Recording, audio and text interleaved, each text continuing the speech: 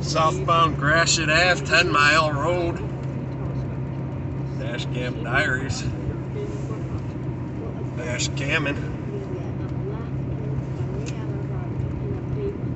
It's not really that great of a view right now. I don't know what I did to my display arm. We're good. We'll catch it.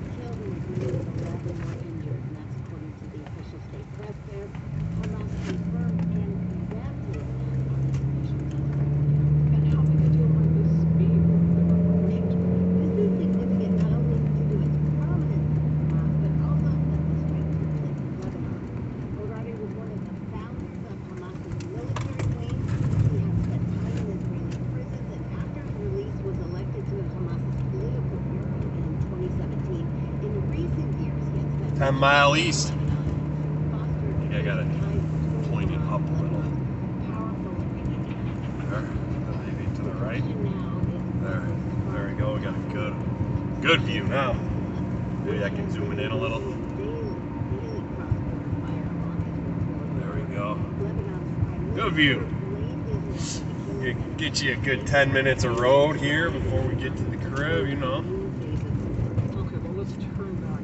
Finished up at Waterman's, you know, finished the floors, scraping them, scraping the paint off of them, cleaning them. What else? Touched up the trim, put on a side screen door.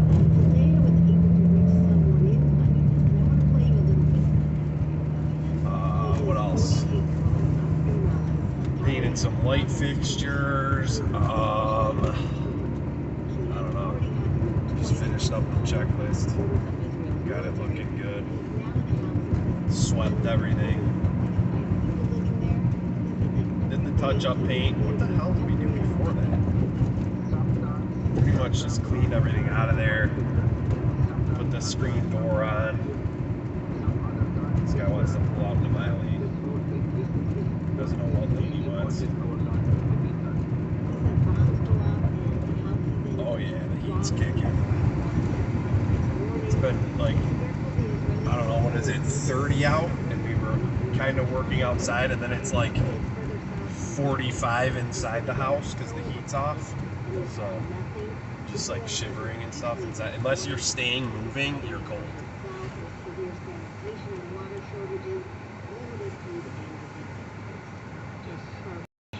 Is that information?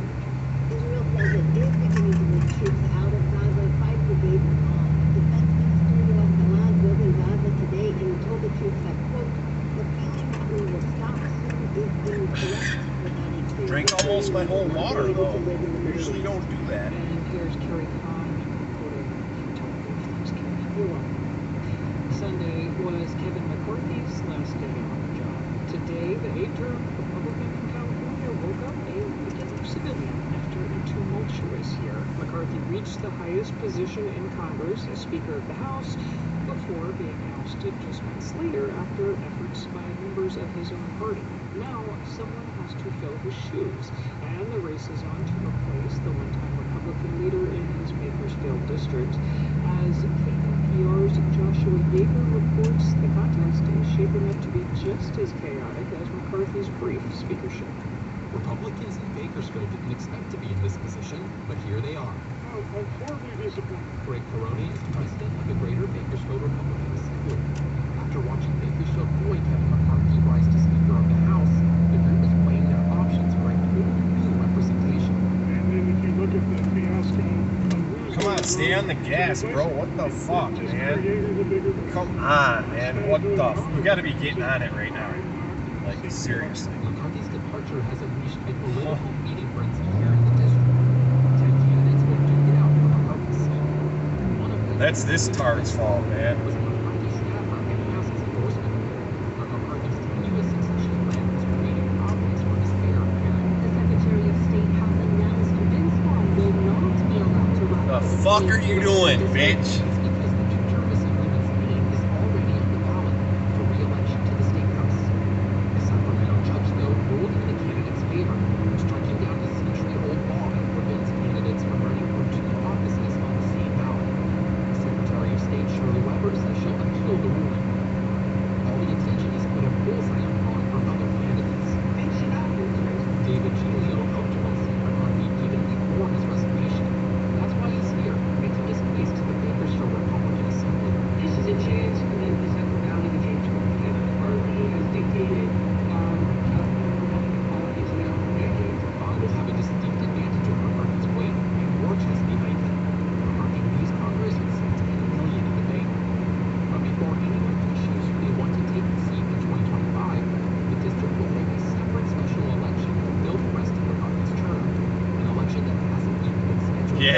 It's feeling great.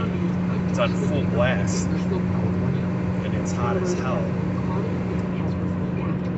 I'll turn it down a little. I have a thermostat in my car and it still says it's only 44 in here. But we'll give it a couple minutes. And she's also been asked I know it's hot for over her congressional testimony last month about anti-Semitism on campus. NPR's Tovia Smith has been following the story and joins us now. And Tovia, can you just catch us up on the latest here? Yeah, well, this certainly came as a surprise to a lot of people at Harvard. Backing up here for a second, as you mentioned, Gay first started facing criticism for how she was handling complaints of campus anti-Semitism and for her testimony to members of Congress last month when she said that calls for genocide against Jews may or may not violate campus rules. But she still had the full support of Harvard's governing board to stay in the job, unlike UPenn's president Liz McGill, who also testified and resigned under pressure. The third college president who testified, MIT's Sally Portman, is so far still holding on. But the plagiarism allegations brought Gay's case to a development. As she noted in her resignation statement today, it was difficult beyond words, she said, and distressing to have doubts cast on not only her commitment to confronting hate, but also on her upholding scholarly rigor. And Harvard, we should say, did acknowledge in inadequate citations in some of her work, but still stood behind her until it seems the number of allegations apparently became too much. Gay said in her statement, it has become clear that it's in the best interest of Harvard for her to resign so she wouldn't be a distraction, and the board basically underscored that same idea in its statement. Right, Tovia, so far, what kind of reaction have you heard in this case? Well, some of Gay's harshest critics are certainly glad to hear the news. I spoke to Leora Rez, who's executive director of the group Stop Anti-Semitism, who says she welcomes this. We're absolutely thrilled with riddance, and unfortunately, it took a supplemental issue to push them over the edge. The anti-Semitism factor should have been enough, however, it wasn't, but we'll take it. Others who were for Gay's ouster were quick to note that they see the problem of hate speech on campus as bigger than any one person. They see it as a much deeper cultural issue that needs to be addressed. And that sentiment was echoed today by Congresswoman Elise Stefanik, who was questioning President Gay, and that hearing went viral.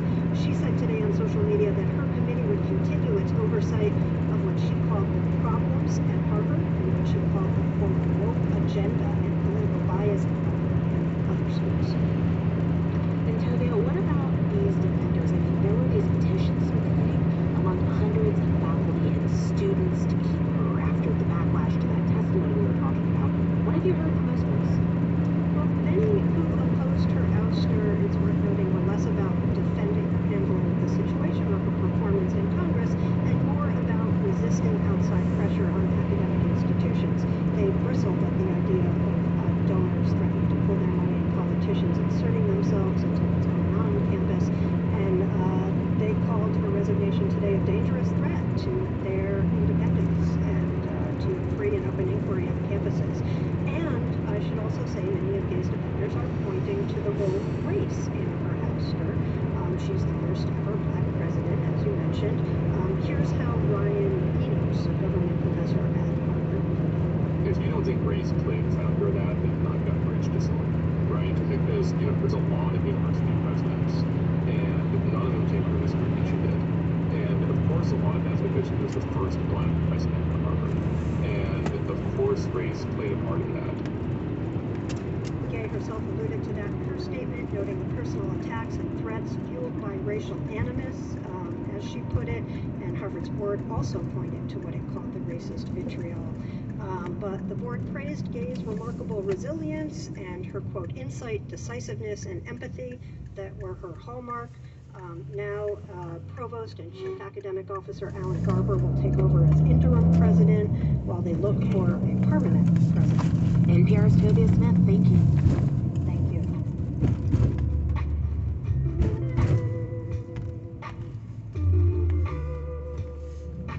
Minor bitches. You're listening to All Things Considered. Michigan Radio. I'm Rebecca Cruz. Coming up, the world's oldest cello, a 17th century harpsichord, and thousands of other musical instruments have all found their way to a small Midwestern city. Why the National Music Museum is in Vermillion, South Dakota is probably our most asked question. You'll hear the story behind one of the world's largest and most significant collections of musical instruments. That's in 20 minutes. A family in El Paso, Texas describes driving home from a visit to Mexico and being rammed by law enforcement officers in unmarked vehicles. They came in charging. As soon as I opened that door and I told them this is just me and my family, their faces just changed drastically. One family caught up in a crackdown on smugglers. That's on the next morning edition of NPR News. And that's tomorrow from 5 to 9 on Michigan Radio. Support for Michigan Radio comes from Carytown Market and Shops located in Ann Arbor's historic market district. A collection of specialty stores committed to the experience of neighborhood shopping. The Carytown gift card is available and can be used in any of the shops. Carytown.com. In today's headlines, former President Donald Trump is appealing a decision by Maine's Democratic Secretary of State that he can't be on the ballot there. Trump is expected to appeal a similar ruling in Colorado to the U.S. Supreme Court, which is likely to have the final word on Trump's eligibility. Steep price cuts helped electric vehicle maker Tesla increase its fourth quarter vehicle sales by almost 20% as EV sales growth slowed across the industry. Tesla said today it sold more than 484,000 vehicles worldwide from October through December. And Michigan Attorney General Dana Nessel is warning shoppers about dropshipping scams. Dropshipping is when a company sells an item but outsources the shipping of the product to a different company. More on that in Michigan Radio News in 12 minutes. Support for NPR comes from this station and from Workday. With AI at the core of its system, Workday is committed to delivering continuous innovation to help teams stay agile. Workday, the finance and HR system for a changing world. From Procter & Gamble, maker of Align Probiotic, a daily supplement designed by gastroenterologists to help relieve occasional bloating, gas, and abdominal discomfort. More at alignprobiotics.com. And from listeners like you who donate to this NPR station. This is All Things Considered from NPR News. I'm Mary Louise Kelly. And I'm Juana Summers. Hollywood makes movie after movie about so-called great men. You know the kind. Those grand historical figures who, often against great odds, achieve the extraordinary. In 2023, we saw Christopher Nolan's Oppenheimer about the so-called father of the atomic bomb. We're in a race against the Nazis. And I know what it means. If the Nazis have a bomb. Ridley Scott's Napoleon Jesus about the French conqueror. I'm destined for greatness. But those in power only see me as a sword.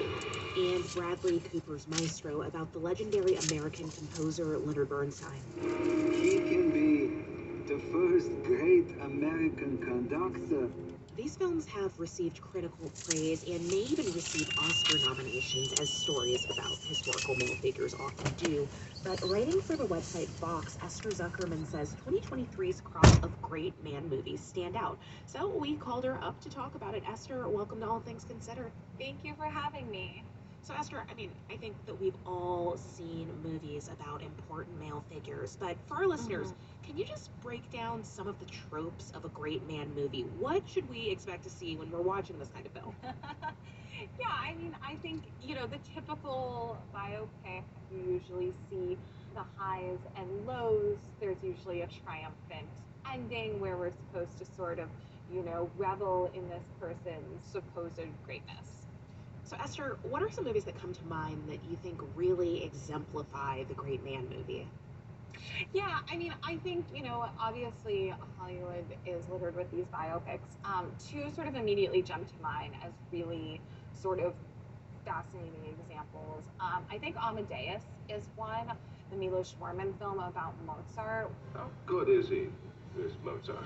He's remarkable. He's an unprincipled, spoiled, conceited brat. I'm a vulgar man. And I assure you, my music is not.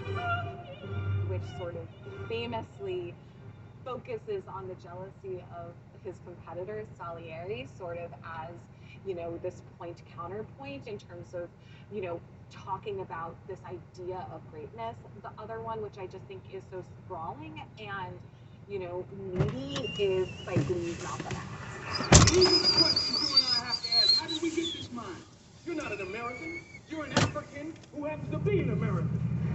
You have to understand the difference. We didn't come over on the Nita, the Pinta, and the whatchamacallit. We didn't land on Plymouth Rock. Plymouth Rock landed on us. Here he singles out Oppenheimer, Maestro, Napoleon, Oops, and I also did the Ferrari, which is about the founder ATM of the deposit